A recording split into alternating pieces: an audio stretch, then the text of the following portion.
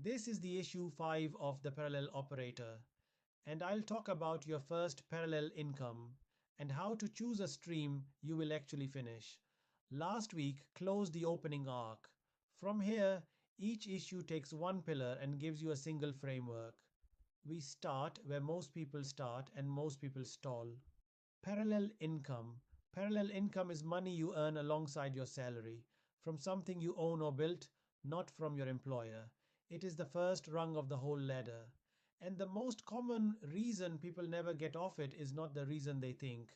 Most people open with, what is the best parallel income to start? It is the wrong question. There is no universally best one. The better question is quieter. Which one will I still be doing in 6 months? Almost every parallel income dies of abandonment, not of a bad idea. You pick something that looks lucrative, discover it does not fit your life, lose interest, and quit. The idea was never the problem, the fit was.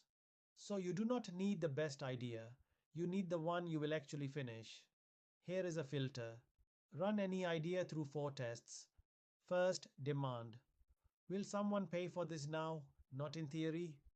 If a market already exists, you are joining proven demand. Second, skill fit. Can you start with what you already have?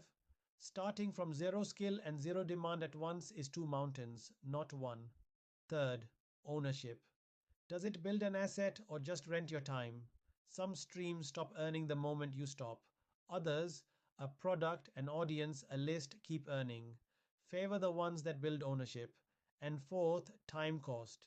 Does it survive a tired week? An idea that only works when you are fresh and have 10 free hours will not survive a real month. A strong choice clears all four. A weak one fails at least one, and that is usually where it later collapses. The filter does not pick for you, but it sorts the field fast, and it pushes you away from the high effort, low ownership options that feel productive and quietly burn you out. And here is the discipline. Start with the idea that passes all 4 tests, not the one that excites you most. Excitement fades by week 3. Fit is what is still there in month 6, when the novelty is gone and only the work remains.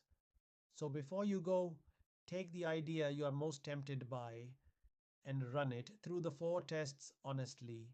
Which of them does it fail? That is almost always the one worth fixing first.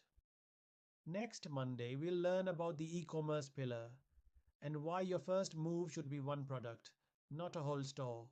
See you in the next issue.